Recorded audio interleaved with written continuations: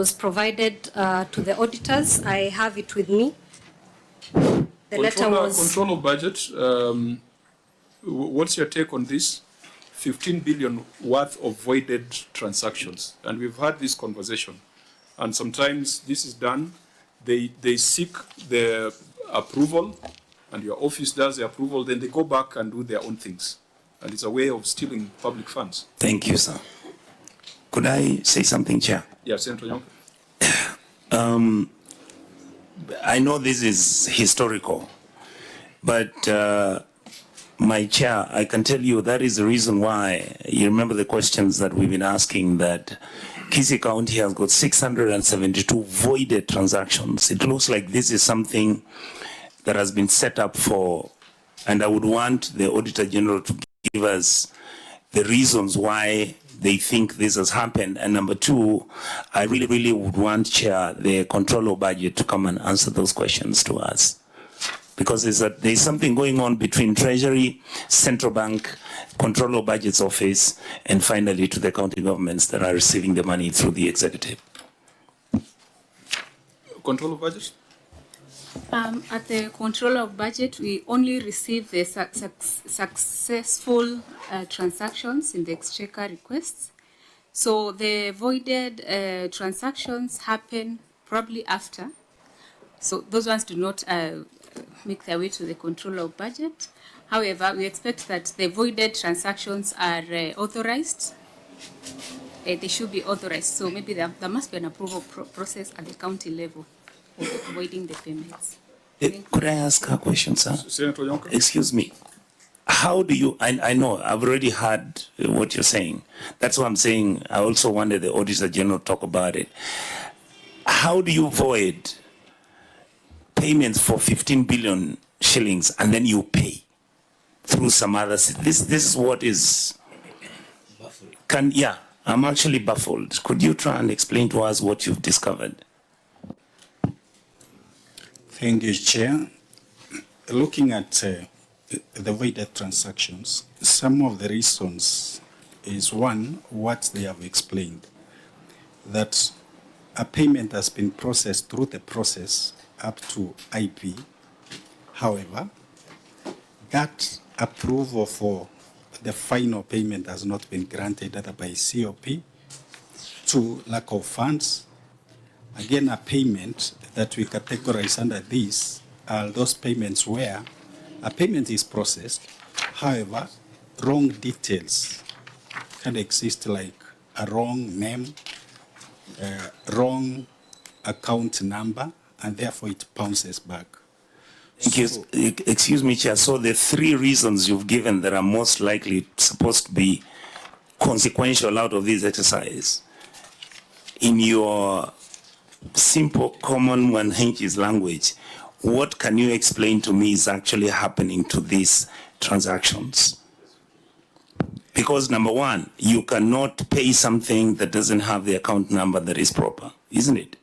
Number two, if the payment has been authorized and the fund and the requisition for payment goes to the Controller of Budget's office, if the money isn't there, because you see, IFMIS doesn't ask you to file a requisition if there's no money. So the argument that the reason why this was actually being voided was because there was no money doesn't make sense. But I also know that if I took, like we have the case in Kisii County where the budget was mutilated, where the Controller of Budget flagged out the budget which had been mutilated, which means the code that is supposed to be used for the payment of this money doesn't exist. I can see you are smiling. I'm with you now. Is that the true story? Yes. I'll see you are smiling. These things now, we know them. So begin to tell us exactly how we are losing money in our counties. We don't want you to play with us. Many of us are well-schooled, we are accountants, we are forensic experts, the whole of this team. And this has nothing to do with what is happening at the county, because this is like 4 years ago, the governor wasn't there. Can you tell us and tell Kenyans what exactly is happening when you have those four hypotheticals? Proceed. Chair, I may not have a case that I have approved.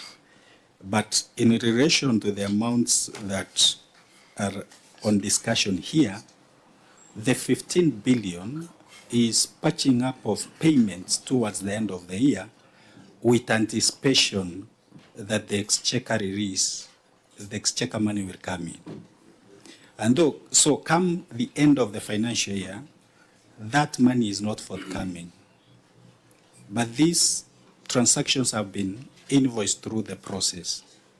And therefore, for you to close the financial statements in the system, these transactions have to be cleared. And therefore, the way they clear them... That is one hypothetical. Give me the other three. That is the one everybody uses. Oh, it was exchequer releases, exchequer... No. Give me, why do you think somebody would actually stop payment of 15 billion shillings? Honorable Chair, can the finance experts from the county answer that? Because this is the system that they use on a day-to-day basis.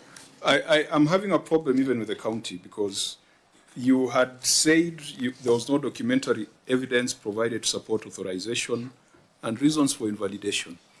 The county says it is attached. We can't see it. We can't see it. Governor, why did you choose not to provide that to the Senate?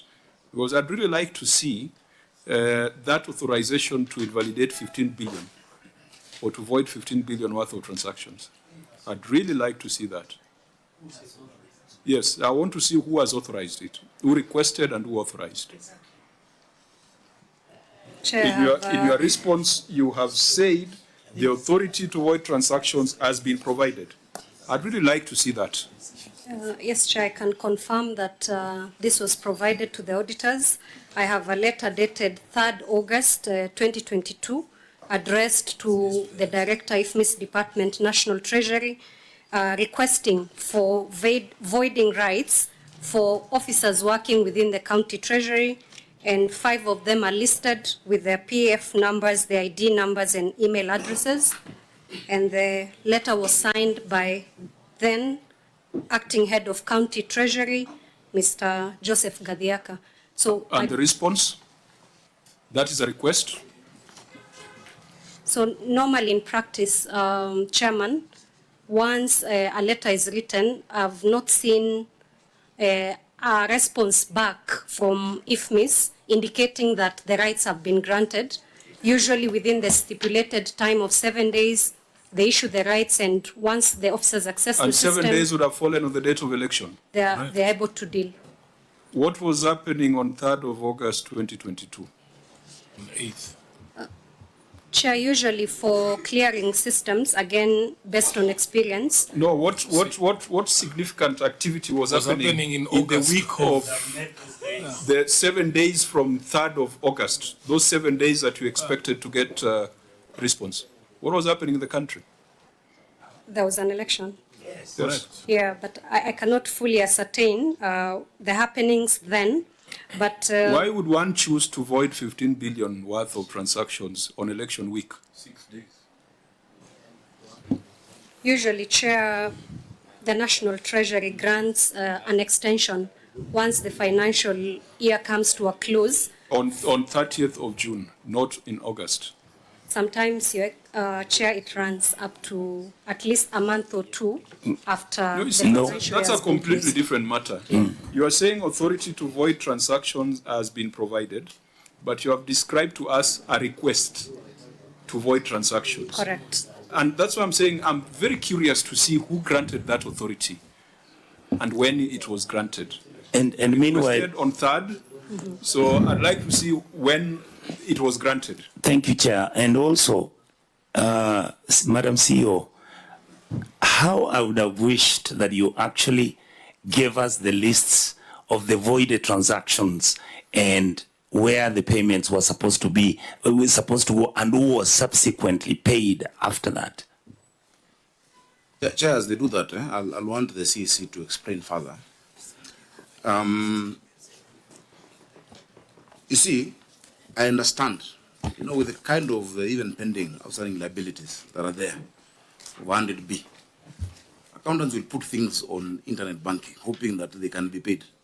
At the end of the financial year, everything that is not paid is voided. This financial year, the specific one that we're talking about, there was an extension from July towards the end because of the late exchequer release. So that is what coincided with August. Such that now, if it has not gone through by the end of the financial year, Paul, you try again next year as a pending. That's what actually happens in practice. So it's not that 15 billion was actually used to pay something else. I don't think there's a time the county has had 15 billion in its account, at a go. But it's that even now, if you go to internet banking, you'll find a lot of payments that are there, just hoping that a decision is made to pay them. You're talking about outstanding liabilities of close to 107 billion. Many of them are there. And they're just hoping that, with this budget, I can get my pending bill paid or whatnot. So it's not that if you void, the money is actually then spent from CRF on something else. Because the auditors will be able to show that. And I can say, Chair, could I ask His Excellency one question? What you're saying is that that's supposed to be a normalcy. The voiding? Yes. It's a procedure. Thank you. Why is the Auditor General raising that issue? Because of the quantum. Hold on. No. He's not talking about the quantum. But he's here. That's what I'm saying. Yeah. What I'm saying is, like I've said, Governor Sakaja, it's like in Kisi. Why would somebody void 968 payments? What is wrong? In other words, I want them to tell me whether what you are saying, that everything is put on standby, people for waiting to be paid. Is that the case, AOG? Members, I do not want us to engage in speculation.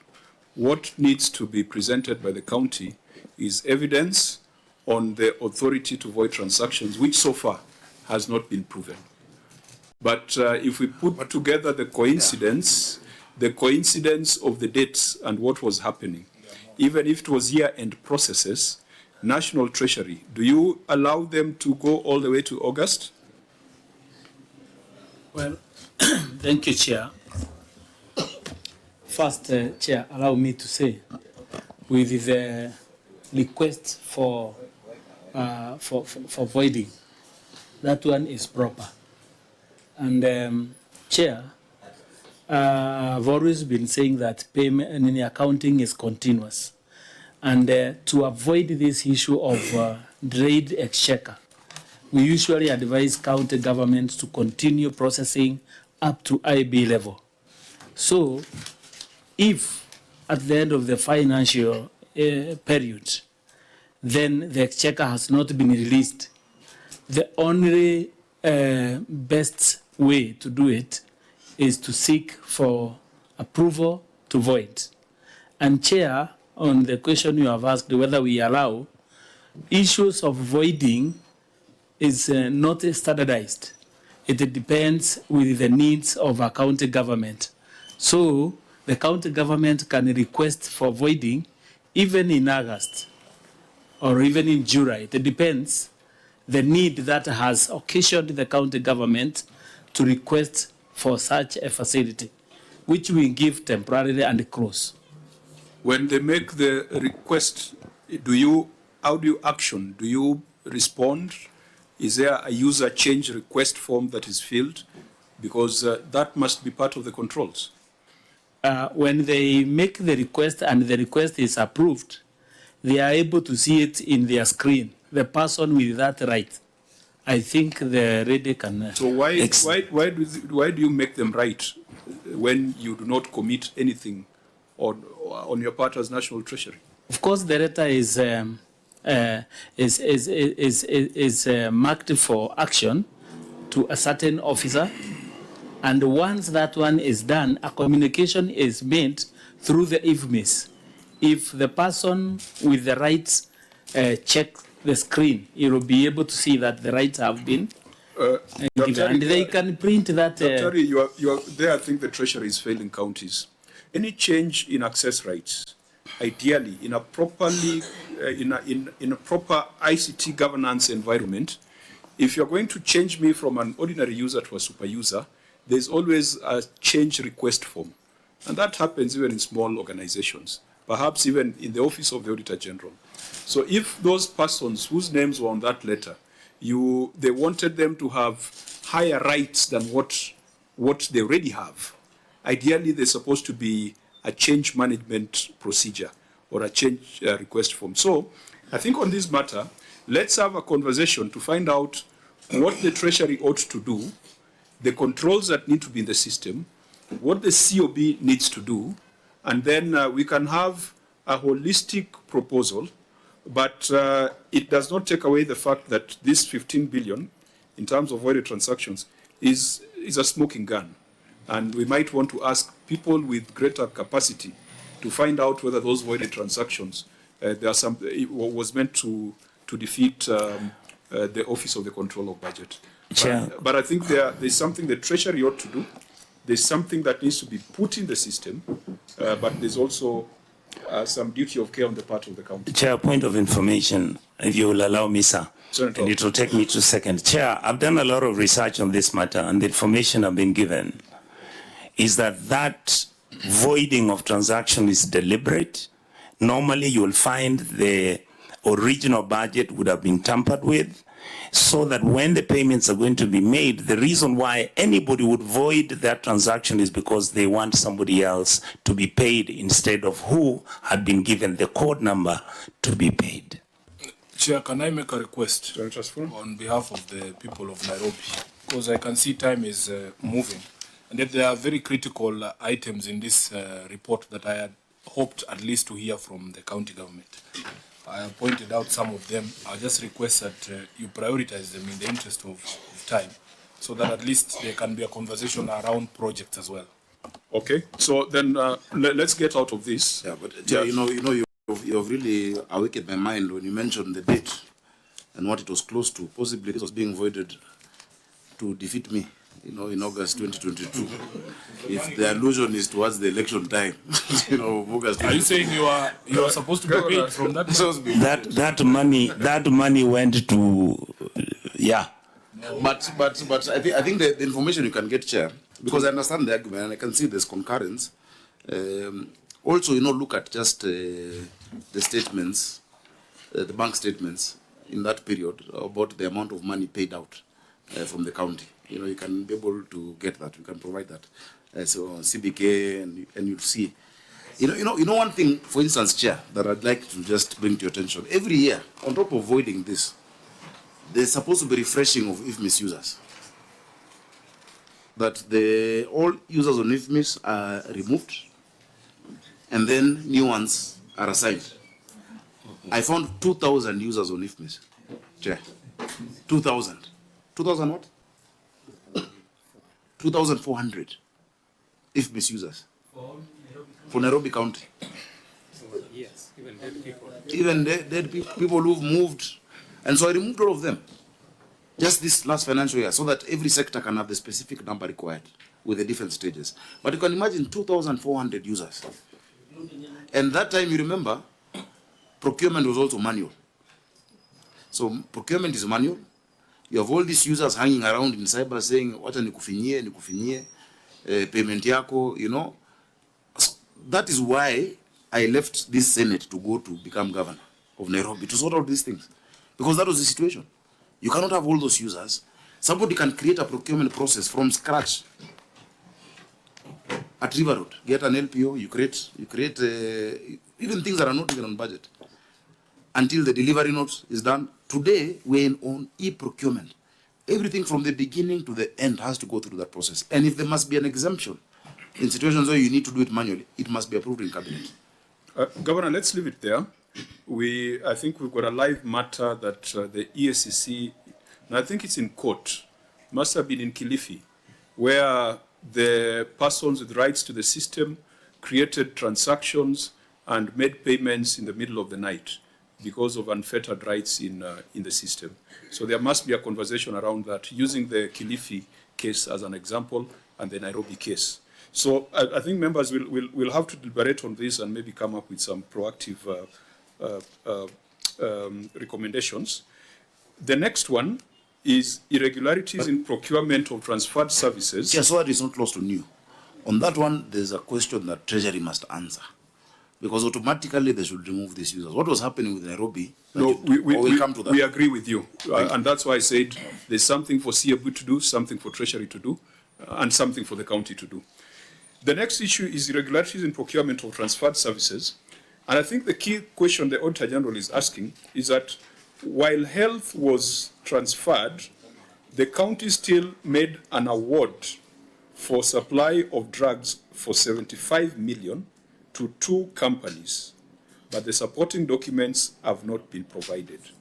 Governor, your response on record does not answer the query by the Auditor General.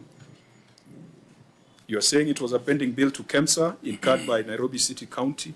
Give us the details of what was supplied. Give us the details of the invoices. Give us the details of the payment vouchers. Otherwise, we will say that this money of 75.9 million was stolen. CFO? Chairman, we tried sourcing for support documentation on the payments cited by the auditors, but we could not, these documentations were not availed to us, and therefore we will leave this matter to the committee for further guidance. So this looks like theft of 75.9 million under the guise of medical supplies, and we shall be asking the EFCC to be with us on this so that this money is recovered. Dr. Munywa? Allow me to explain this. It is not upon the committee to declare a loss. Financial loss is supposed to be declared by the user department, the county government in this case, so that they are themselves who are supposed to initiate recovery of that money and declaration of loss, so that if they cannot be able to recover the cost entirely, PFM is very clear. They should look for the person who occasioned it through the security agencies. I agree with you, Dr. We shall direct the county executive to take measures to recover the lost funds. I think that's how we should frame it. It is a county executive to take measures for recovery. The same way we said for the NHIF insurance payment. It is upon them to initiate. I think I don't want us to go into the next issue is misallocation of expenditure and reconciled bank balances, outstanding interest, account payables, deposits and retentions. May I ask, Governor, whether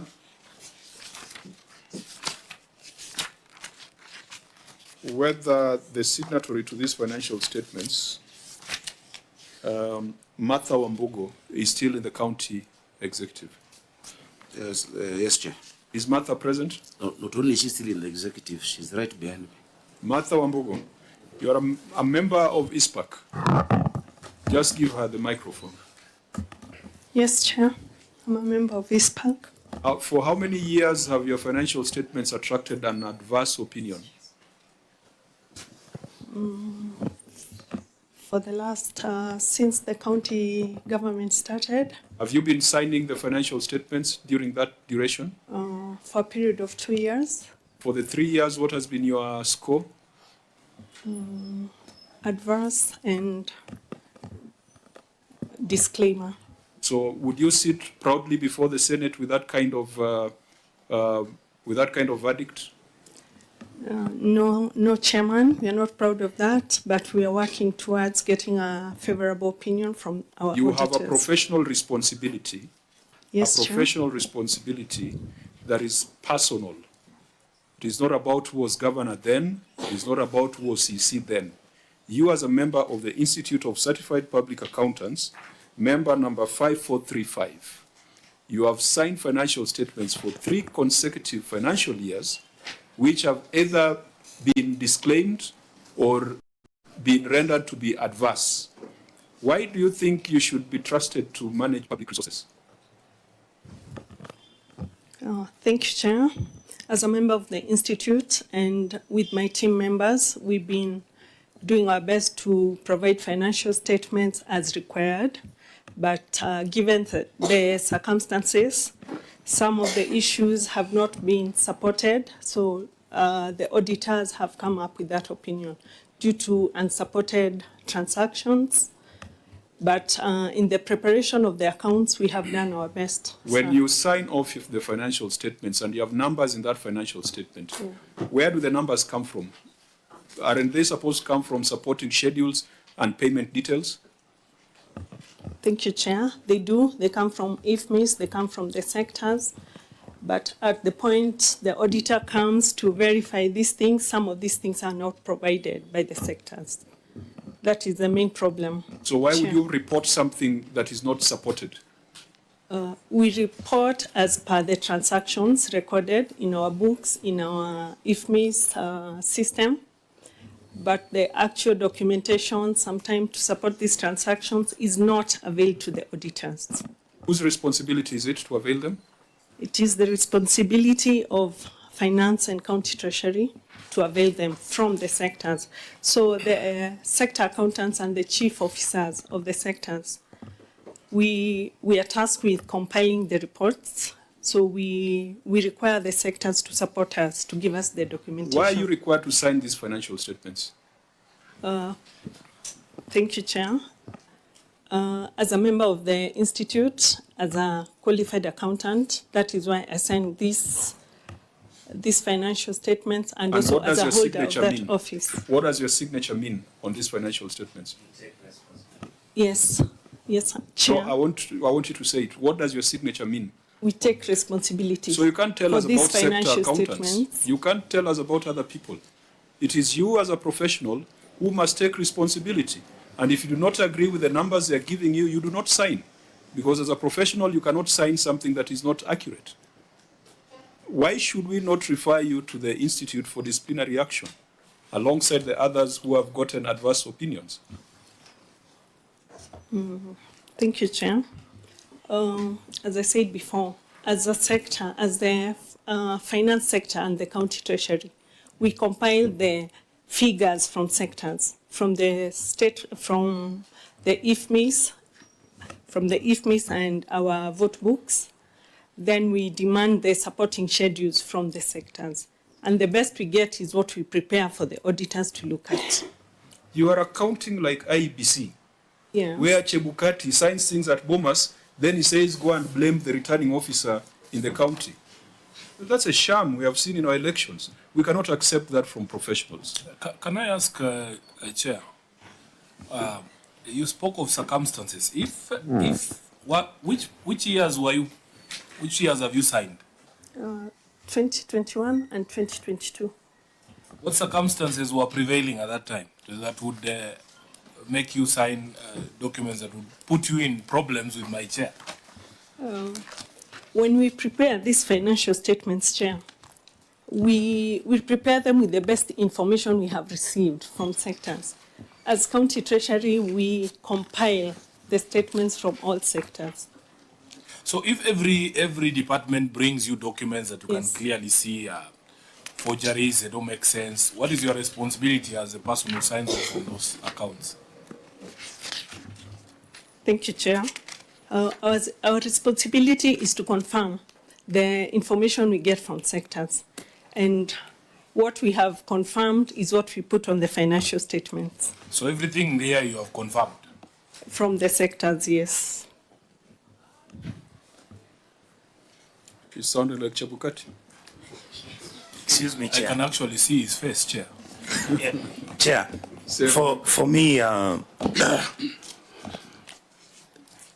this is what is wrong with our systems. This is wrong. This is the reason why devolution is dying.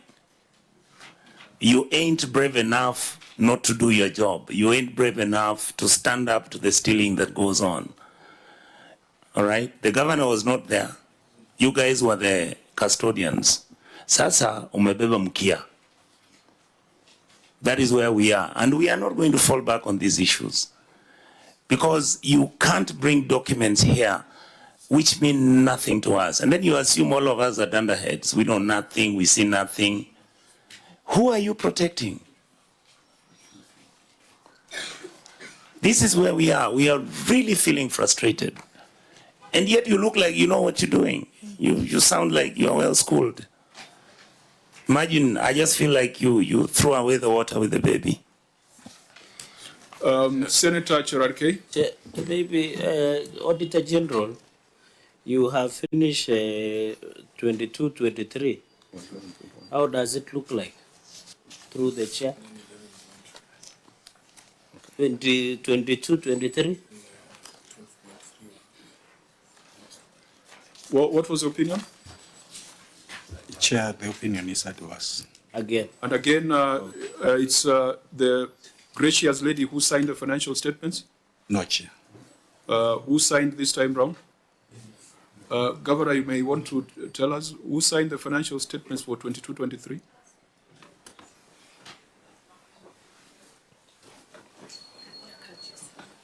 Joseph Gadiaka. We are going to crack very hard on professionals who have the responsibility of doing the right thing. And they don't do the right thing and they assume it's business as usual. Yeah, You have seen what has happened in your county assembly, and we are seeing the same kind of situation in the county executive.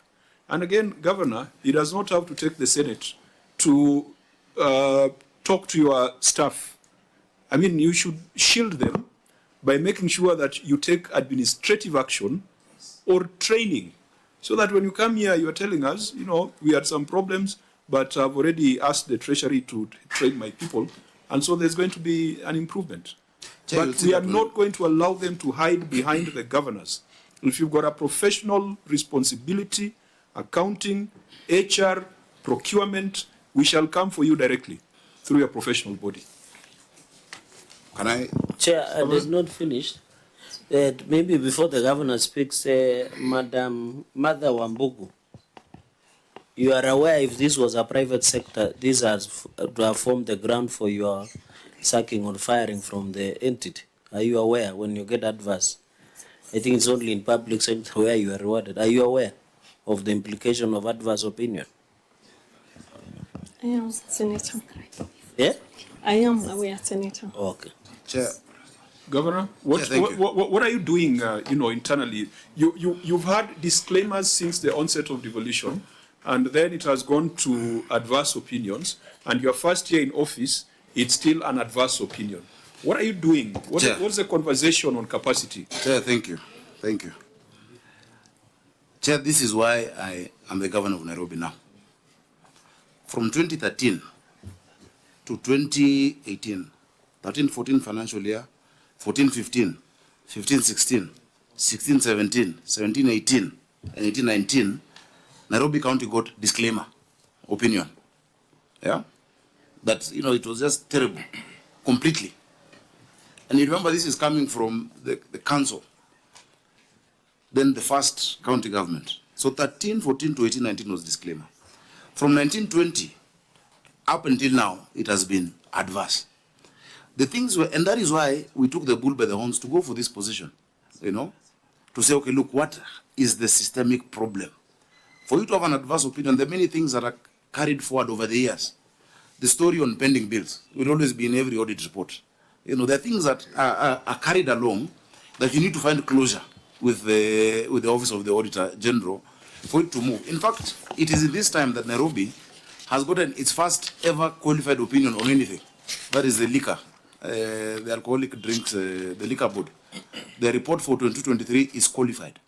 Chair, those are the improvements that we are making in the city. You can't imagine that would have come in after 6 years of disclaimer and then adverse, that I would just come and wave a magic wand and suddenly it becomes qualified. The improvements we're making, for instance, I've told you about the if misusers that we were having. I've told you about e-procurement. The using the revenue reporting modules that are on IFMIS, modules that have never been used. If you have time, we can take you through exactly what we are doing to improve, to make sure now the next financial year becomes better. Of course, the first one, when you get in, you find it's the same people doing the same things, carrying on the same issues. Those changes are made as you progress. The chief officer, for instance, became chief officer in February of 2002-2003 financial year.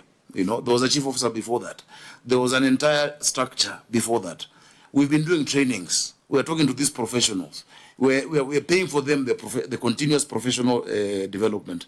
So I think in a matter of time, you know, because it is one thing to really want it to change immediately, but the practicality of it, the magnitude of issues that we deal with in the county, you know, and I would even allow my chief officer to speak about some of the improvements we're making.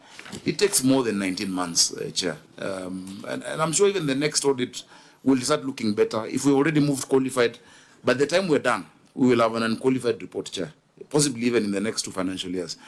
I'm the one who proposed, Chair, something that also the Auditor General took up, yeah, the reporting matrix on implementation of audit requirements. And they took it up and said, look, this is a template that they want to actually have counties developing. Because the reason for audit is to improve systems. The reason for audit is to see where there are loopholes that could be used by those with, you know, bad intentions, and how you close those audits, whether it's a system audit, the financial audit. And that is why I said that matrix for implementation of audit proposals needs to be filled internally by ourselves. Before I came in, Chair, even the internal audit committee was not there. I was able to constitute it. I was able to resource the office of internal audit. They were not being listened to. In fact, many of them, when they came to my office, they said, it is their first time to enter that office. These are people who've been there from the time they were mayors. They've been there. They've never seen the office of a mayor or a governor. But these people I'm working with every single day. So it's a process. I can see the progress. It might take a while to catch up in terms of the reporting, but the Office of the Auditor General can confirm to you that there are serious improvements in a lot of these issues. And maybe that's why many people in different quarters are not happy. When you remove all those users, when you remove the people of Hewa who are used to getting 150 million or some of these payments, we're saying are clearly unsupported to facilities we clearly don't know, they will not be happy with that, Chair. But we must do the right thing. And my team knows, and the professionals, yes, that I'm not carrying anyone's cross. Everyone will carry their own cross. Thank you. Your professional responsibility. Don't think that because the governor can explain his issues that you'll hide behind him. The other day I was, I think, at Osotsi's committee when we were looking at this report on alcoholic drinks licensing. And I said, look, even if it means calling whoever was there then, who was protecting someone at that time, they must answer to it. And I've told them you should never be told to do the wrong thing by anyone, even invoking the name of the governor. So that progress, you know, if we were to get a session to look at implementation of audit proposals, how do you close an issue? An issue is unresolved. You've said, yes, it's unresolved. I've agreed it's unresolved. How do we close that issue? How do we, you know, bring closure to it so that we improve that system? You know, that is what then benefits. Let me stop you there, and helps a county chair. With this committee, we are naturally cynical because you have seen a lot of theft. And so sometimes, unless it is proven that it is not deliberate, we take a view that people are out to fleece the county governments. And professionals must take that responsibility. Now, I think looking at the time, we had said that issues to do with legal pending bills, issues to do with the 11 billion to NMS, we will have to call for a separate sitting.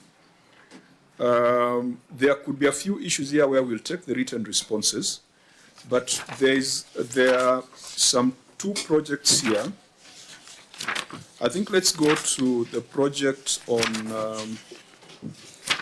the project. Excuse me, Chair. 12 point. I believe under the standing orders we are past 5 o'clock. The House rises at 6:30. Okay. So okay. we are still within time. Thank you. So let's go to delay in installation and commissioning of machines. Vice Chair, let's look at these 2 projects, the printing press and the weights and measures equipment at Marikiti. Printing press, Auditor General, what was your observation? I think this needs to be read out.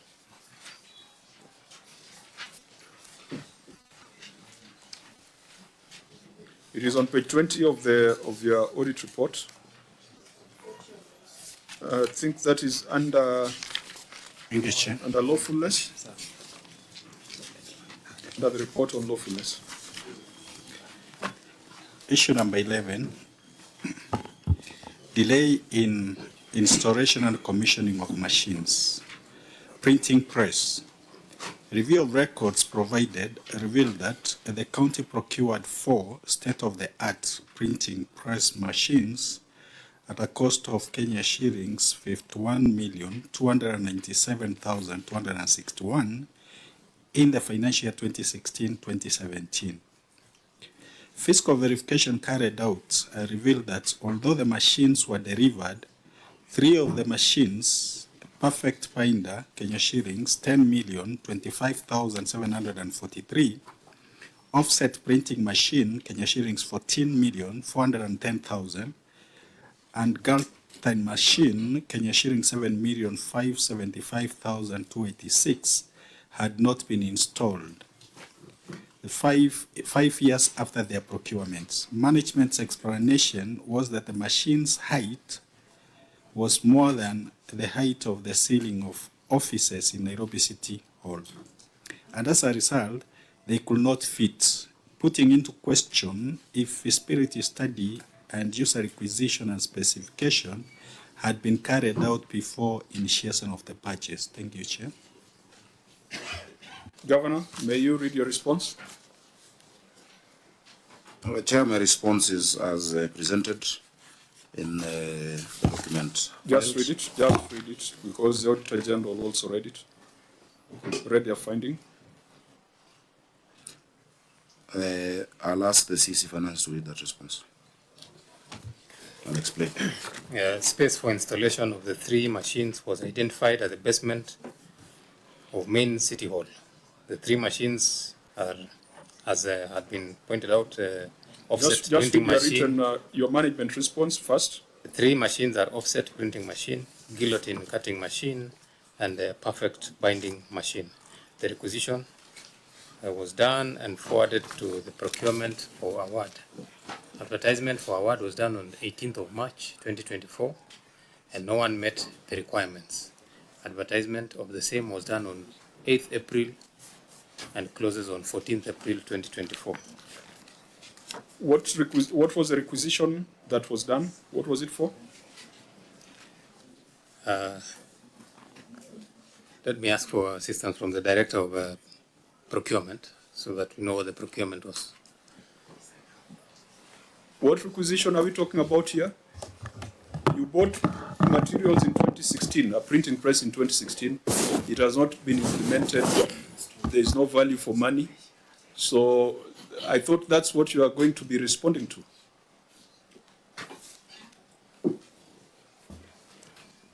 Chair, the machines were bought, but the place where they were to be installed was not sufficient for the machines. So they were looking for a place where the installation could be done, So which has not been done up to date. What was the basement of main City Hall supposed to do? What are you supposed to be doing at the basement? Oh, the basement is the machines could not fit at the basement. At the basement. Yes, Chair. Now, a requisition was done and forwarded to the procurement for award. What requisition? For what? For award of what? What are you looking for? You are looking for another City Hall, or what are you looking for? No, I'm not privy to the requisition, Chair. Governor, this is your management response that you have tabled. It is not making sense. Let me help them. Let me help them. Chair, it is.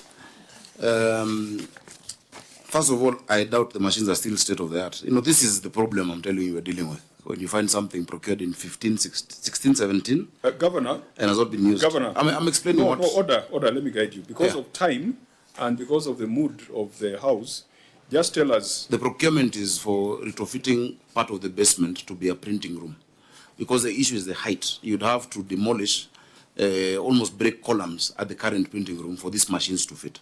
And so a section of the basement, because the height allows there, is now being, retrofitted to actually accommodate the machines and to have them used. So that's a requisition you're talking about? That is a requisition. Because this does not tell the story. Yeah. They should have given details. What in your procurement plan, how much is that supposed to cost? I don't have that information here with me, Chair, but you can check. No, by the time you advertise the award, then it means there was a procurement plan. Yes. So what is the amount? What was the provision? Head of supply chain?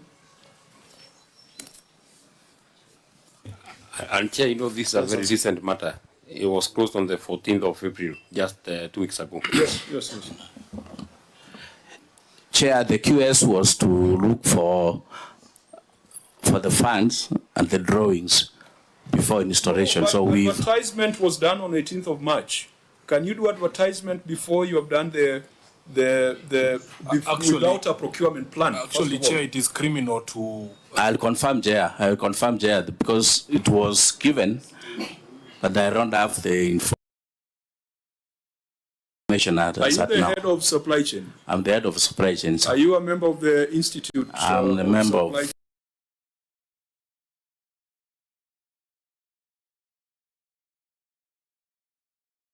managers. Yes, Chair. So the same concern about professional responsibility that we put to the member of ISPAC applies to you. Are you aware of the management response that is before the Senate?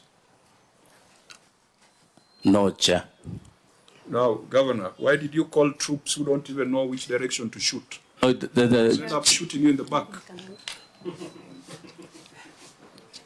Chair. I think the last, is it the last line of the paragraph on the audit query is very clear. Because the question is feasibility study and user requisition and specification was not carried out before initiation of the purchase. What they should have done is to provide that information, according to me. I don't know. Yeah? And again, just to give us what has been bought, you know, so that we are sure those things were bought. We don't even know whether those things are bought or not, or rather delivered. We are dealing with 51 million Kenya shillings, so it's not pocket change. I think this for me should be one of the most embarrassing things I've ever had. You know, you live in a bed sitter and you go and buy a 6x6 bed.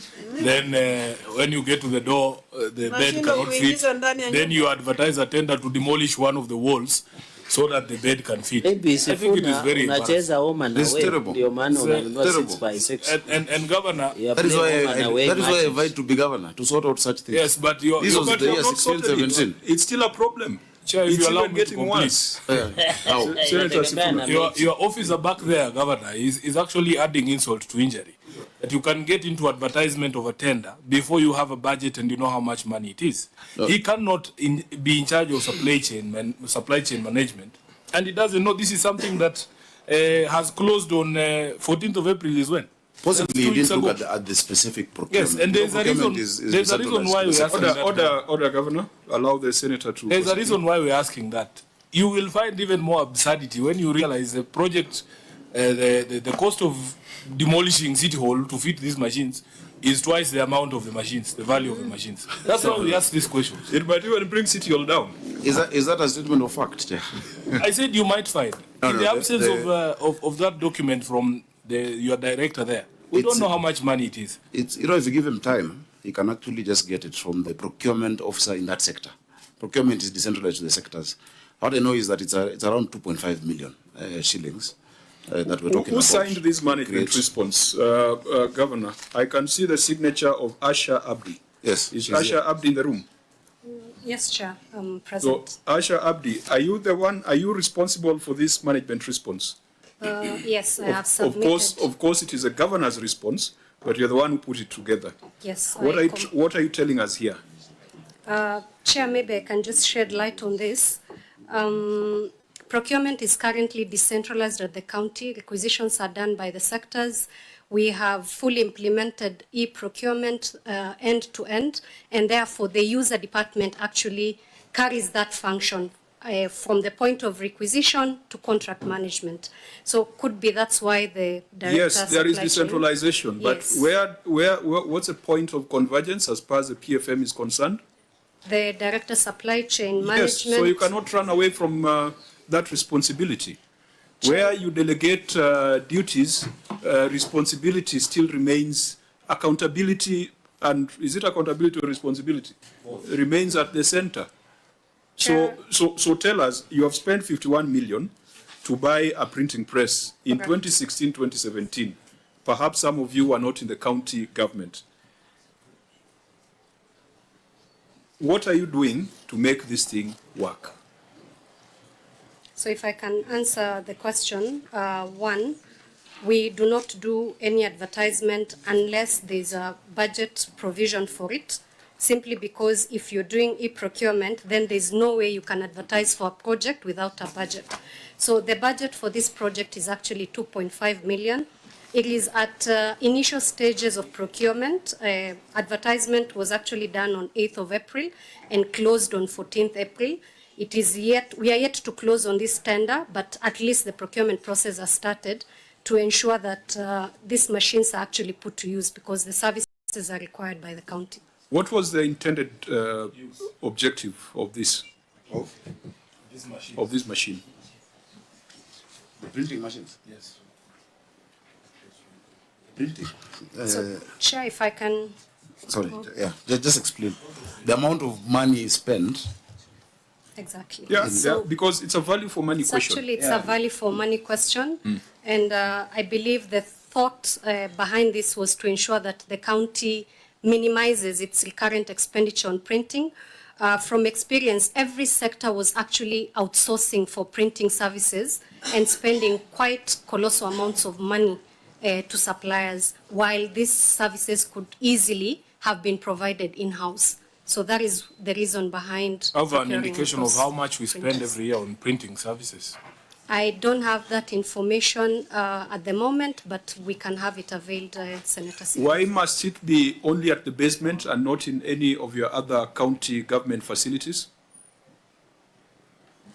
Currently, there is availability of space at the City Hall basement. Chair, the governor, But you have to It's in good spend condition. millions to make it ready. the governor has hosted us in some of the rooms at City Hall. They have very high ceilings. I don't know why we need to demolish basements. You can There's push that nothing machine being into one of demolished. those. The 2.5 million is to create space for it, at the basement. A lot of the printing but requests, Governor, the printing Go and needs see those printing sorry, presses. No, I think I want us to, Governor, please crack the whip on your team. This thing, you have inherited a skunk, but you are still carrying it around. You need to get rid of it because 51 million in 2016, obsolescence, whatever, if it's technology, if it had movable parts, if there's been no service, if it's not been used for that duration, you will go and repurpose your bed sitter, then you find that the thing is not working. Yes, Chair, you can imagine an entire term of office of somebody and the NMS and everything in between didn't even use these machines. This is from 16, 17. So 17, 18, 18, 19, these are, 51 million of Kenyans money, yet people are still printing things. In fact, you must check if there are printers who are connected to people who, get that contract to keep printing and make the machine deliberately not work, So what we're coming to do is to say, okay, look, we have these machines, can we make them work? Chair, when I got in our data center, for instance, had not been utilized. It was not being utilized. World Bank spent so much money in making us have a proper data center. Now that we've, activated it and put, all whatever we need to use it for, is only realizing these machines brought to us during Kidero's time are now getting obsolete. They have been quiet. In fact, my discussion with World Bank is like, look, you put money in this project for us to use technology. For the last 5 years, it has not been activated. Kindly extend to me fresh machines. There's a Nairobi addressing system, physical planning, the addressing and street naming system. For 5 years, it had been installed in a room that was locked. And then we went and opened up that room. We are the second city in Africa to have a physical addressing system. But for 5 years, in fact, the guys who did it here, we were the first. Because it was not being implemented. They went to implement it in Kigali, in Rwanda. So, Chair, these are things I have found. And I am, we can say what I inherited, I will not call it a skunk. But there was a problem from leadership to inspiration because the same people have been able to improve on many things. Chair, in the first financial year we got into office, of course, the election was in August, September, whatnot. I was able, with the same people, to raise the highest revenue in 5 years. With the same people. This financial year, which is the second one, As of today, I've already surpassed that record. And I Okay, still have 2 months. let's not go there. We have said revenue will have a separate conversation. Yeah. Let's go to Ukulima Market. Is that Marikiti? Weights and measures equipment at Ukulima Market. Auditor General, what's the issue here? Chair. Yeah, just read read the entire. Yeah. Yes. So during the year under review, management paid an amount of Kenya shillings 17,206,000 in respect to supply, installation and commissioning of weights and measures equipment at the Ukulima Market. The installation works commenced on 31st May 2019 for a period of 3 months. The scope of works included foundation civil works, costing, weight office building works, supply of weighbridge deck and sensors, CCTV system, setup costing, equipment installation and calibration, 4 dormant platforms, and 10 electronic counter scales. Physical inspection of the market carried out in the month of November 2022 revealed that machines with a cost of Kenya shilling 7,696,000, comprising of equipment installation and calibration, 4 dormant platforms, and 10 electronic counter scales, had not been installed. Further, it was observed that the partial machines which have been installed did not have enough space for vehicle to negotiate corners, since the entry point to the market was occupied by a private developer. Further, the market has never been put into use, and this exposed the already completed works to vandalism and deterioration. In addition, whereas the works had been supervised by Nairobi Metropolitan Services, the payment for the works was made by the Nairobi City County Executive. No evidence was provided to confirm that NMS had authorized the county to pay. In the circumstance, it was not possible to confirm value for money of expenditure totaling to Kenya shillings 17,206,000. Thank you, Chair. The county's response? CFO. Thank you, Chair. Contract for supply, delivery, installation, and commissioning of weights and measures equipment was awarded to Gokan Technical Services Limited in the month of October 2016 with a price schedule. The installation works commenced on 31st May 2019 for a period of 3 months, and the scope included foundation civil works, way office building works, supply of weighbridge decks and sensors, CCTV system setup and equipment installation and calibration. These works were indeed supervised by engineers from the then NMS, as evidenced by Annex 1 attached on appointment of resident engineer by the Director, Public Works and Transport.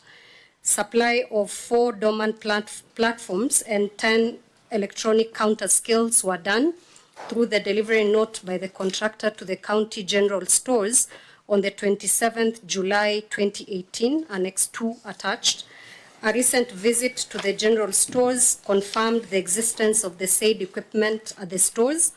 The dormant platforms and electronic counter scales were to be utilized at Kangundo Road Wholesale Market, which was later converted into a retail market. Upon completion of the works, the Director Public Works and Transport informed the CCO Trade to appoint an inspection and acceptance team, which was then constituted and issued a certificate as documented in Annex 3. The contractor had no mandate to get rid of the developer blocking access to the weighbridge, the only access being one way to and from the platform. Would you just expound on your last sentence?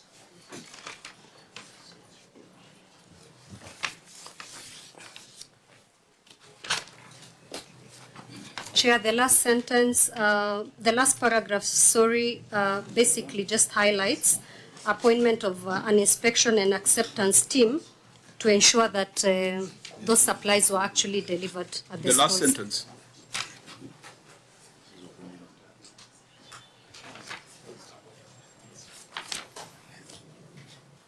The last sentence on the contractor blocking the road. Blocking? Blocking the entrance. Well, yeah, just explain that. I'm trying to make sense of it. And Governor knows who taught me English. Must have been the same person who taught him English.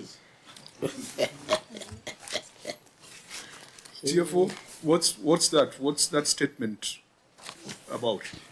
Maybe I can try and assist Chairman.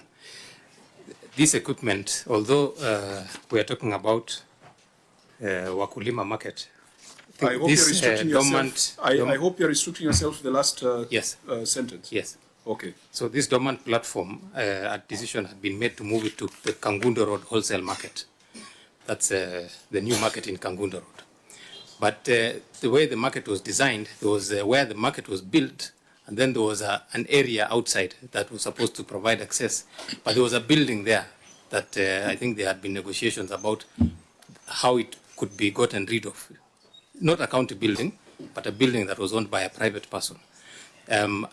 So this last sentence is the fact that because that building was standing, there was no access to take that equipment into that Kangundo Road market. And Chair, as of today, that building has since been demolished. Whose building was that? Is that our land or private land? It was county land, but over the years somebody had built private. Honorable Governor, when you say the contractor did not have the mandate to get rid of a developer, that mandate is with somebody in this room to reclaim public land. Yeah, so Kangundo Road Market, in the middle there was a building, what we used to call Mama Uhuru building. And there was, back and forth in terms of her compensation. She made it political with the former president, etc. But we finally brought down the building. Before you do a demolition, sometimes you have to get concurrence from the regional police and whatnot, the administration. And so you'd find one side pulling back. But we made a firm decision. We've since demolished that building because she had been compensated a different site. The market is very vibrant now, but it needs this, weighing machines because there's a component of wholesale that we're doing on that side. So that has been done. And so this installation should be going on for the weighbridge, because that is why we demolished the building. Vice Chair, you. Governor, so the question was, I think it was under public participation, that this one was supposed to be Ukulima market. So what happens to your people who wanted to have this service within Ukulima market? Since what you had procured on behalf of Ukulima market, you are taking it into Kangundo. Number two, who incurred this private developer? Was she or he? You said he for she or she for he. Was he or she compensated, or you just demolished and that was it? And now you have access to this Kangundo market. And finally, my final question is, so on these aspects, are there that you are able to put in Ukulima market? Like there were so many like CCTV system, equipment installed and calibration, 10 electronic counter scales. Are you taking all of it to Kangundo, or some were put in Ukulima market to ensure the service of your people are then gotten within the Ukulima? Because I would have expected that by the time it was being procured, although you are here with us, then by the time it was being procured, there was a need assessment for that Ukulima market. Thank you, Chair. Senator Matthew? Maybe a quick one. I don't see in the response of the county executive where the answer to this question that has been raised by the Auditor General, and the works had been supervised by the NMS, but payment was done by the Nairobi City County Executive, and no evidence was provided to confirm that NMS had authorized the county to pay. Okay. Governor, very brief responses. I'd committed to the members that would be done by 5:30. We might just extend that by 5 minutes max. Proceed, Governor. Yeah, Chair, administrative decisions can be made on where you want to use this equipment and on how a market is going to be activated. The thinking in the county has been that to even reduce a lot of the congestion in the CBD, to have these wholesale markets, more of them out in the outskirts. And that is why Kangundo Road Market is also going to be wholesale, hence the installation of that weighbridge. We also have Mutwini Market, which is currently ongoing at 244 million shillings in Dagoretti South. It is strategically located on the bypass. We have Majimazuri coming up. And the number we promised to do 20, and we are on course. Chair, on the issue of then what happens to Wakulima, Wakulima Market is actually being relocated in its entirety. It's being pushed further down because of the railway city plan. The railway city that is coming right away of the railway station, and Wakulima is close by there, has taken that land, but the financing agreement from the British government has provided resources to build a new Wakulima Market. And so the new one will come with all of these specifications, way bridges, cameras, etc. So what we have, it is prudent for us now to move to Kangundo Road Market so that it is used better. These decisions have to be made. You know, when you come in and find these things are in stores, what is the best use of it? And if you find, Chair, just as a segue, the kind of things we found in stores even helped me put up the first ICU. The machines had always been there, but no one had been able to bring A and B and C together and create a solution for Nairobians. Chair, on the question of the NMS payment, that the works was supervised by NMS, but payment done by the city county executive. I'll ask because I've not seen that response. I'll ask the chief officer of finance or the CEC to just respond on that. Though I know there are a number of issues that you'll find. You see, for instance, this one, if it started in 2019, you know that it started before NMS, and it's an ongoing contract that has been contracted by NCCG. Some of these contracts were not novated. There was no deed of novation to move them to NMS. So the engineers at NMS, many of whom are still county engineers, would supervise work that is still being done by the county, but the payments would be done by the county, by NCCG, not by NMS. You have a number of contracts like those that just started right before the NMS period, Chair. I think that should suffice. There was one final matter that the Senator for Nairobi has brought to my attention: contract for an existent road. Contract for an existent road. What we want to confirm, Governor, is whether the contract that has been cited there, if it was awarded and if payments were made. Auditor General, under contract for an existent road, can you confirm whether payments were made against the contract?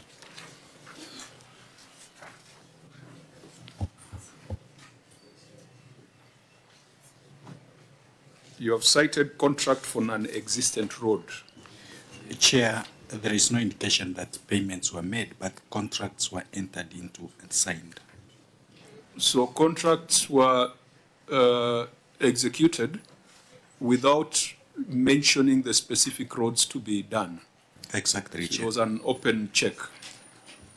Governor, can you confirm whether payments were made on this contract? I'll ask the Chief Officer Works. This actually is finance because it's all development.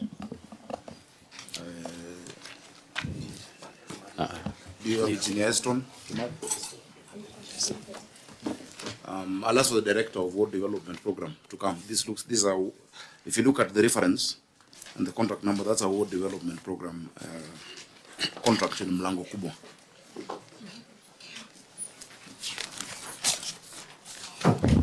Just confirm whether payments were made for these non-existent roads.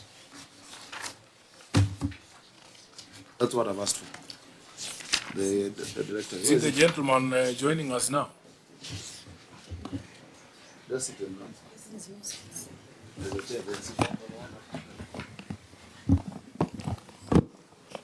Thank you, Chair. The payment from Mlango Kubwa was not done. And there's evidence of termination of contract? Yeah. So shouldn't that then, shouldn't that have been provided to the Auditor General so that it stops being alarming? That's what you should have done. A letter terminating the contract. Chair, what I'm interested in more is if the need for roads in Mlango Kubwa went away. Because if it didn't, then we should be seeing fresh procurement, because the response from the governor there is that the contractor failed to commence works, and perhaps that would be the basis for termination of contract. But I'm sure the roads are still needed. So what has been done since then? There are still WTP projects in Mlango Kubwa. There are quite a number. I think the engineer Kimathi, in fact, I was supposed to open one this week that's completed. But engineer Kimathi can give us a list of the ongoing and completed projects. 2019-20 is a while back. I know the current MCA and the ward committees there have, certain projects that we are undertaking, including roads. Yeah, we have loans that we've completed in Mlango Kubwa thereafter, that even in 2022-2023, we've completed loans in Mlango Kubwa, and we are starting new projects in the same ward. So the issue of the need for the loan is still there, and we are continuing with that, the program, the One Development Program. Honorable members, Nairobi is a complex organization, and review of the Auditor General's report will never be as swift as it is for the other counties, because Nairobi has a bigger budget. During this period, there was a complication of NMS. Nairobi has got a huge on-source revenue stream. And that is why at the beginning, we agreed that we must, to provide closure to the 2 financial years, we must still have a conversation on revenue to look at the 8.9 billion that Nairobi received. And we must also have another conversation with NMS to account for the 11 billion that was transferred to the NMS. I want to propose that the issues that we have not interrogated orally, we will look at the written responses for both financial years, where the Auditor General feels that there is a very material matter that needs further clarification. We will put those issues together so that when we come back for the interrogation of the revenue statement, or when we come back for the interrogation of the 11 billion NMS transfer, then we can deal with the remnants that require further clarification by the county government. If there's an issue which the Auditor General feels has been resolved, we shall mark it as such. If there's an issue which the Auditor General strongly feels is still outstanding, and the records before us cannot change that position, then we shall make a declaration as such. If that is agreeable, I would just want to point out one other thing, Governor. Your contingent liabilities are not properly stated. It's 21 billion, but you have excluded litigation in progress. Your county attorney is present. No. The county solicitor is here. How many matters are active and live in court for and against the county government of Nairobi? Because as I asked that, because this would be important for our next session, I want you, Governor, to, if you're looking at the financial statements, yes, to look at the note on contingent liabilities.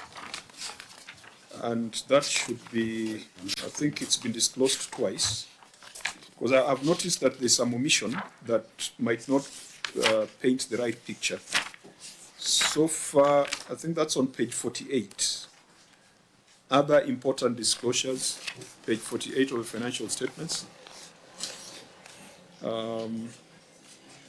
where under contingent liabilities, you've got 21 billion, which comprises of water loans, government guaranteed loans, and actuarial deficits and interests. That's 21 billion. But on court cases against the county, it is blank. In terms of disclosure of contingent liabilities, litigation in progress should also be disclosed. Therefore, your contingent liability, Governor, far exceeds the 21 billion that has been reported. County attorney or solicitor, how many active matters do you have for and against the county? Thank you, Mr. Chairman. As you have rightly said, that actually the contingent liabilities, actually nobody changes because legal matters are dynamic in the sense that there are those actually may have been concluded, but actually they may proceed in another matter in terms of execution. However, the active cases that actually we are having in our registry now is about 700. 700? Yes. So as far as disclosure is concerned, there needs to be some estimate because each matter there is a value, there is an amount at stake. So what the finance department ought to update, the legal department ought to update the finance department is in the likely or unlikely event that the case is determined, what would be the implication on the county?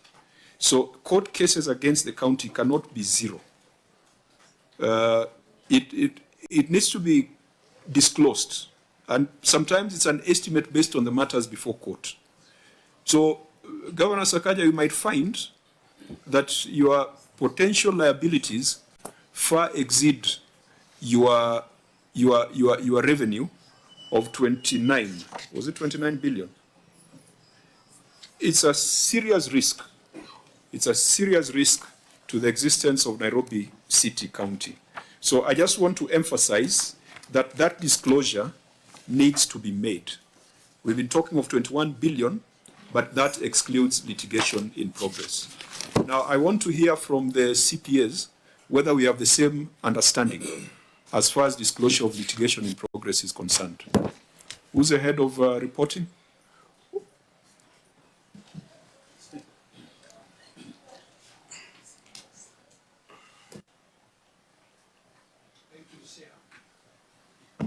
Thank you, Chair. The 21 billion pending bills for legal, these are determined cases. Some of them are decreed or some are garnishee orders.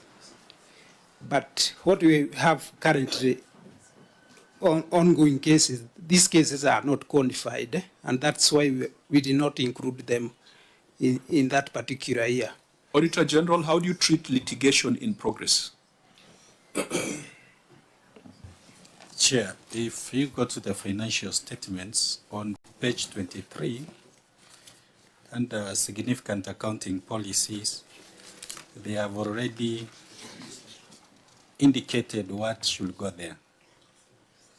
One of it, if I read, is a possible obligation that arises from past events and whose existence will be confirmed only by occurrence or non-occurrence of one or more uncertain future events, not wholly within the control of the entity. So rightfully, if there are cases in court that might have a financial implication, they should be disclosed. You are also a member of the Institute? Yes, Chair. Yeah, because some, even under that note, some of the contingent liabilities may arise from litigation in progress. So you might be talking of 21 billion as having been determined and established. So they'll be in account payable. Yes. But what is the estimate? What is, because it's more of a risk management practice, that if all these cases were to go against the county government of Nairobi, will the entity continue to exist? So that disclosure is important. Court cases against the county cannot be zero. And I think that the governor must demand that visibility, must demand that disclosure. It does not mean that you're going to pay, but you must make some reasonable estimate so that in the event that occurs, you are able to make financial arrangements to settle that obligation. So your contingent liabilities far exceed 21 billion. And Auditor General, I think you need to demand for that disclosure in subsequent reporting cycles. Chair, I want to confirm that during the verification that will be carried out before appearing in this Senate, this issue was brought to the attention of the client, and I think we're in agreement that going forward, those disclosures need to be made. Do you have any reasonable estimate of what that would be? The court cases against the county? Have you attempted to quantify? That information we requested from legal department but what they provided is the listing of the 700 cases without the amounts. So you must demand for that because it's required for disclosure purposes. Yes. Yeah, 700, I mean, if each case was even 1 million, that's still a very significant amount that must be found in the event that your legal team does not do a good job of defending the county government. Yeah, on that we're in agreement with the Auditor General in terms of that reporting. Okay, so then let's bring this conversation to a close, but with the rider that there are still some things that we need to query further, the ROR, the NMS, and if there's any residual matter that requires the confirmation by the governor. Members, any remarks in closing, or we donate our time to the governor, to the senator for Nairobi?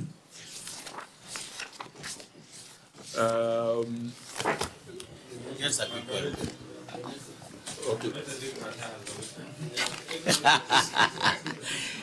Just a request, Chair, just a quick one. Yes, as much as we appreciate what Governor Sakaja is doing, please, Mombasa is not in very good shape. Mombasa Road is not in very good shape. Do something about Mombasa Road. That is the face of this country. That is the Ministry of Roads and Transport. I'd like to send RK to deal with that. CS Murkomen should be the one doing that. Thank you. But he's busy in funerals and Arambe, so unfortunately, it's not the purview of the governor. Senator Onyonka. Thank you. My chair, I want to say just two things. Governor Sakaja, I want to say thank you for coming for this meeting because it's been a meeting we wanted to hold. I've only one very important request to make to you. You're amongst the young leaders who've been given an opportunity. The expectation is very high on you. I really wish that you do your best. I know you mean well, because I've been with you for now, I think 3 days, Chair, going through different committees and listening to you. I hope that the team sitting behind you, I hope that team understands that we are not joking anymore. We will hold you to account, and we want Nairobi to be a very good city. Thank you, sir. Now, okay. Senator Dulo. 2 minutes. Okay. I must say that you have tried. Yeah? I think for the last one, is it 1 week or for the last week, we had counties appeared before us. And majority of the governors were referring the response to their chief officers and CECs. But from what we are seeing today, I must say you have tried. Keep it up. It looks like you are actually on top of things. And I'm sure if you continue like that, and also holding the officers under you accountable, which is a very good thing. So keep it up. Wish you all the best, despite the challenges. Thank you. Since the senator for Nairobi carries, we have donated all our time to him, he might make a very lengthy speech. So I will prefer the governor to come first, closing remarks, and then we wind up. Thank you, Chair. Chair, I don't think I have much to add. When I vied for the position of governor of Nairobi, I knew what I was going for. When I made the decision to vie for senator of Nairobi, I was with you in Belfast or Londonderry, one of the two places in Northern Ireland.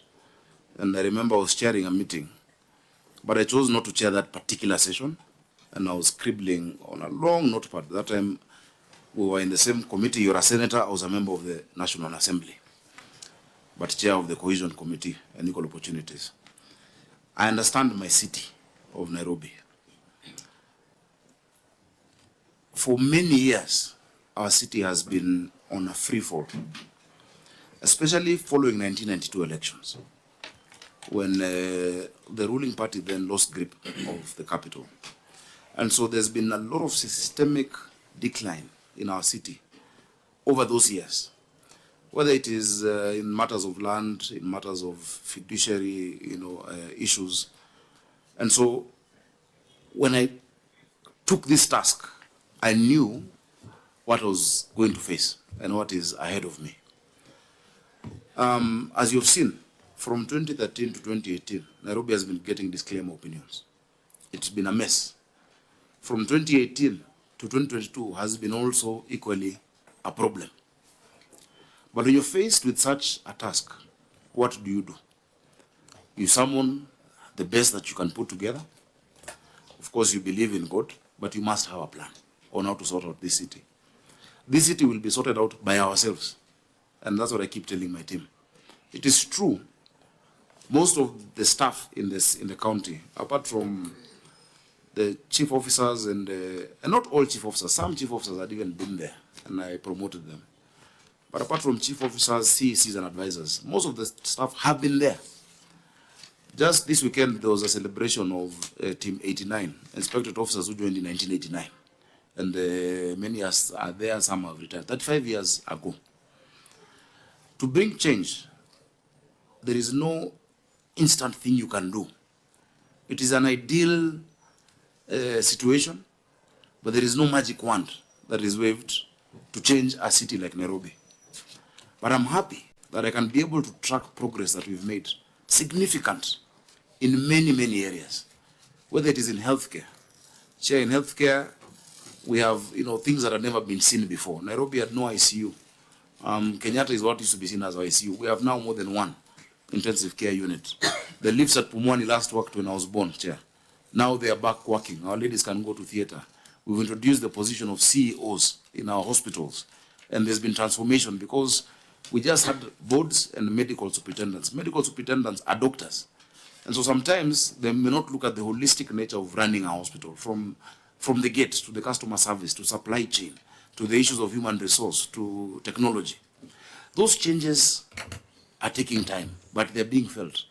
In 10 years, from 2013 to the time I became governor, scholarships and bursaries in Nairobi were given worth 3 billion. But in less than 10 months, I was able to more than half that. We've given scholarships and bursaries 1.88 billion. People around this city who had never felt the county, they had never felt devolution, now are wondering, also, actually, my child can get a bursary thrice a year. It used to be given once in 3 years. Now it's given 3 times a year. Every term, 2.5 million first term, 2.5 million second term, 2 million third term. 1 out of 4 children in Nairobi were not going to school because of hunger, Chair.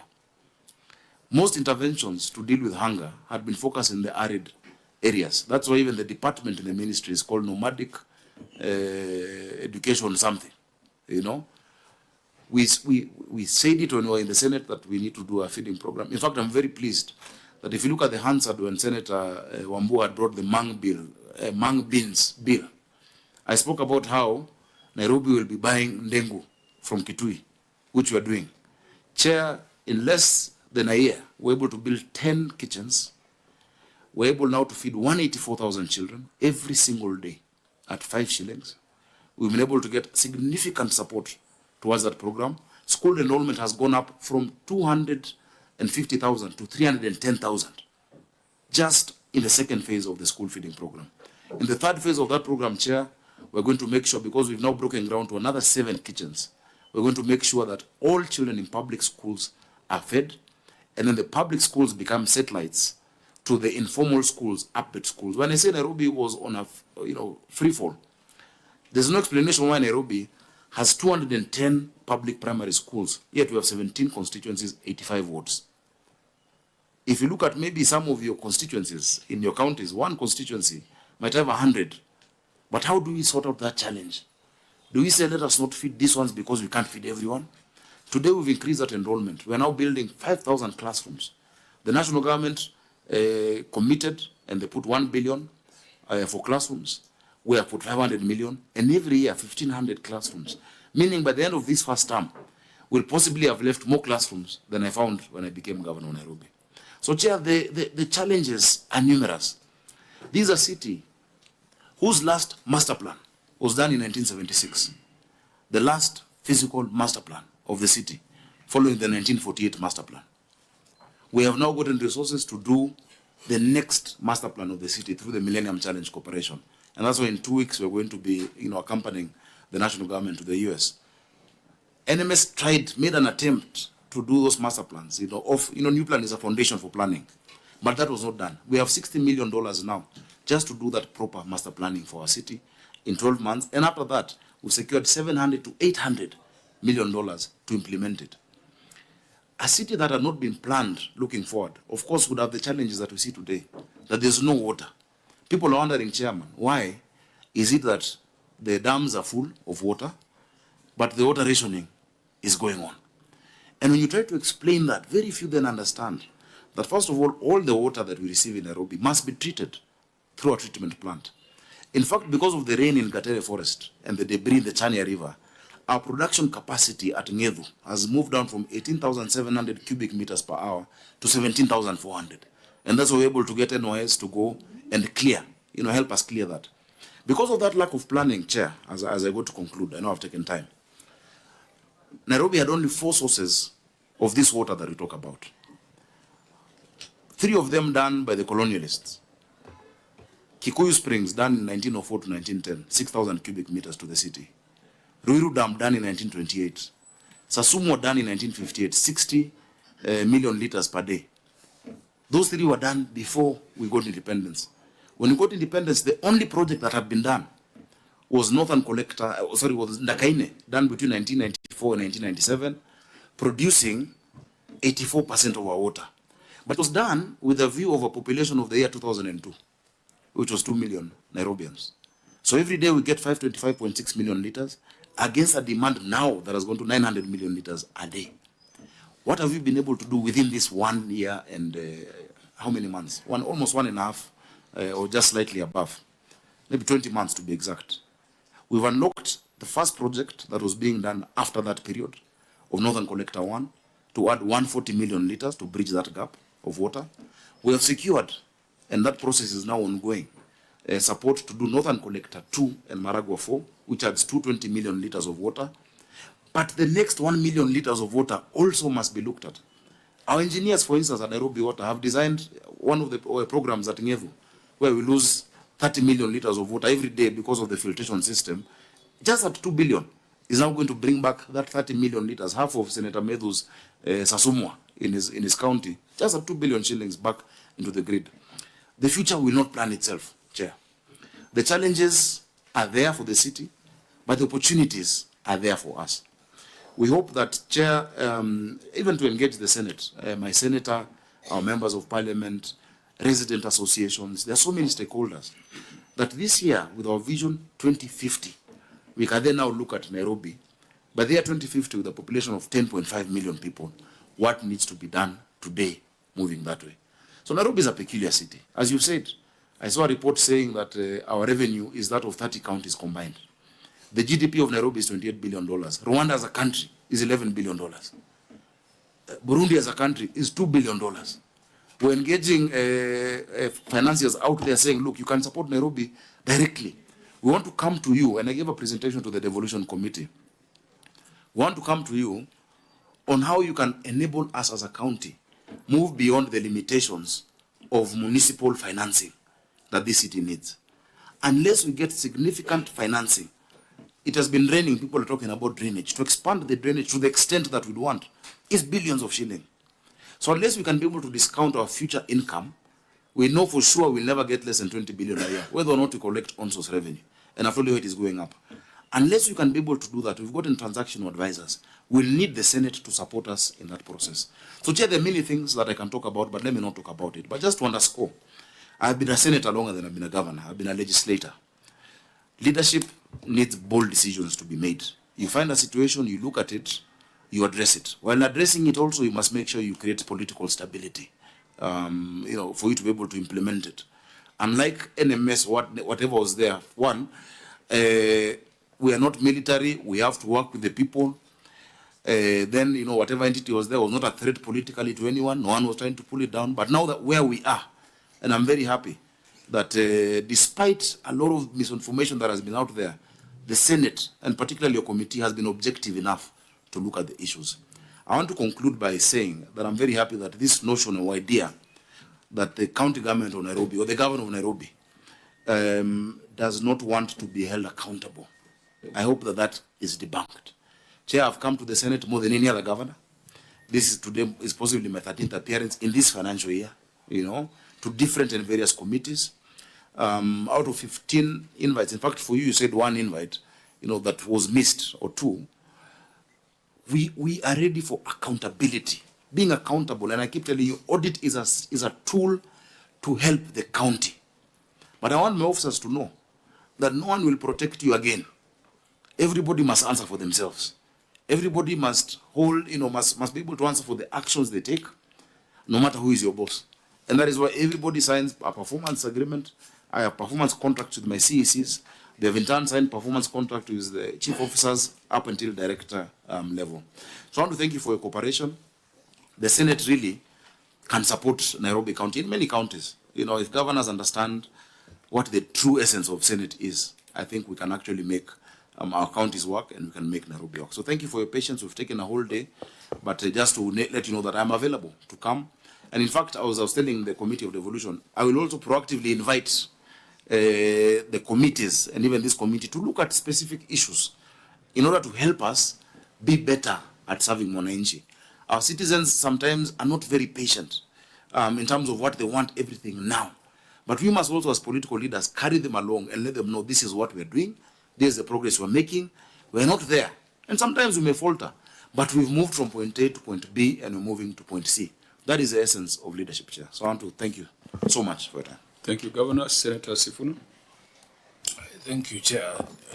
Because my colleagues were generous enough to donate their time.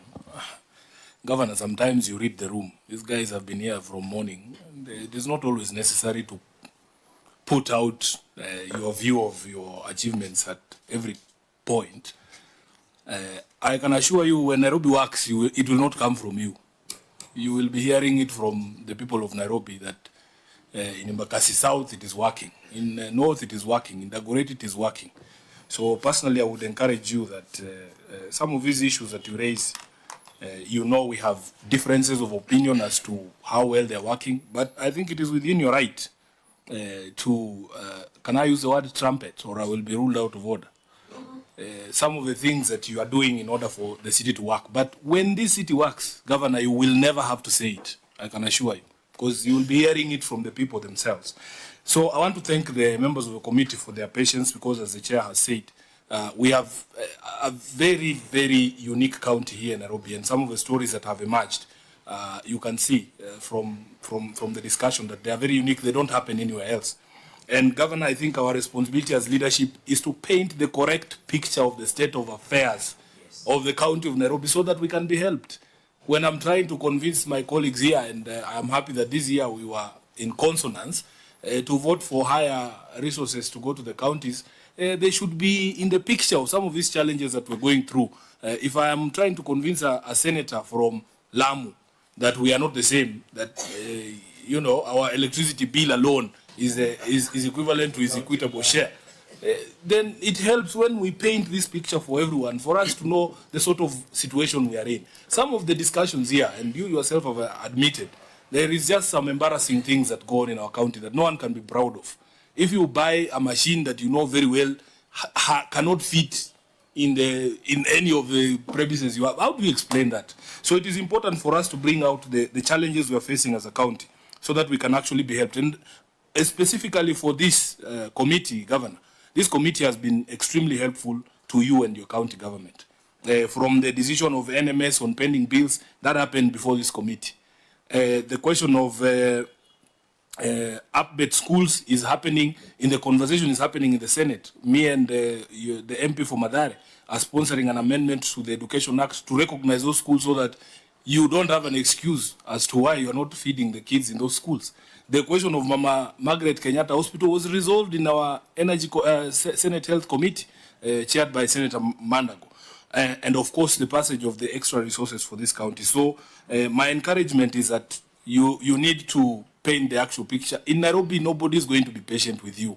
It doesn't matter how many times you repeat that it's only been 1.5 years. This is one of those counties that you build the boat as you sail, because nobody is going to wait for you. At the end of the day, somebody who requires those services, the roads, the medicine, the healthcare, is not going to sit back and say, oh, by the way, our governor is still dealing with the NMS problems. We must work on these problems progressively as we move on. So for me, really, I don't want to speak further than that. We just hope that finally we will unlock the formula to make sure that this city works. I thank you, Chair. Just to conclude it is to thank my members for their resilience and even the media for staying with us for this long. This has been one of the longest meetings. Governor, when I look at the functions and powers of county governments in the fourth schedule... Excuse me, Chair. Please don't forget to remind the governor that he has not paid money for FLOG. Yes. I was going to come to that. When you look at functions and powers of county governments, all those functions from number 1 to number 14, Nairobi County has got something to do with it, has got a function, has got a service to deliver. Unlike some counties, there are some counties without cinemas, without libraries, without museums, without parks and recreation facilities. And Nairobi has to offer services from agriculture to liquor, all the way to, I think it goes all the way to control of drugs and pornography.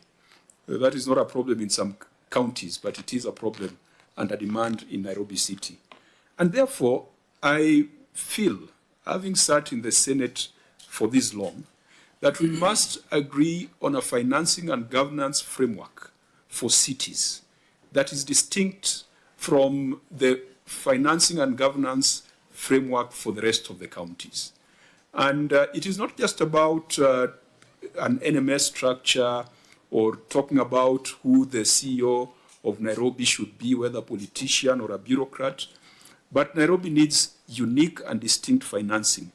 And the division of revenue cannot deliver the resources that Nairobi needs for it to be a modern and world-class city, hosting a United Nations headquarters. Governor, let's work together so that when you come before the Senate, we are not talking about retreats at unknown locations or contracts on unknown roads or weights and measures that should have been implemented a long time ago. I hope that we should be able to talk about green bonds. We should be able to talk about infrastructure bonds. Counties like Laikipia have been bold enough to bring a proposal to the Senate for approval for infrastructure bonds. We should be able to talk about climate financing and how you can use that.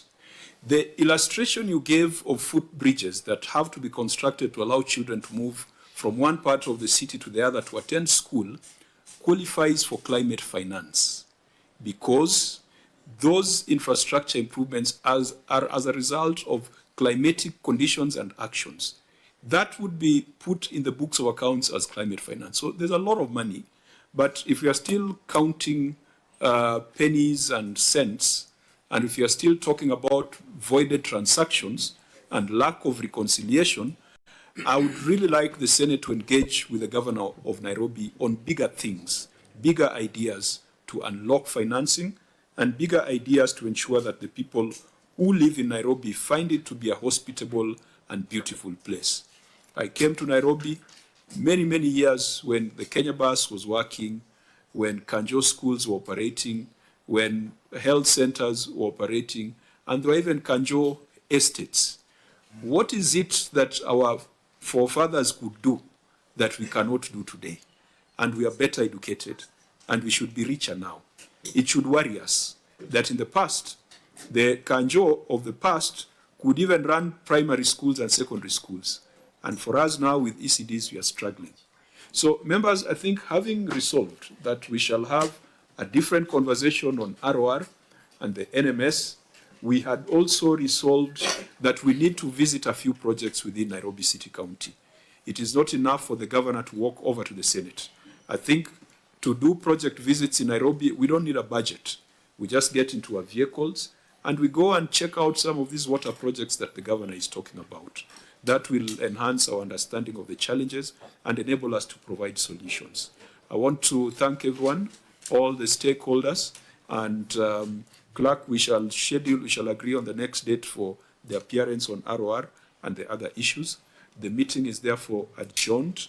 We had a meeting scheduled for tomorrow.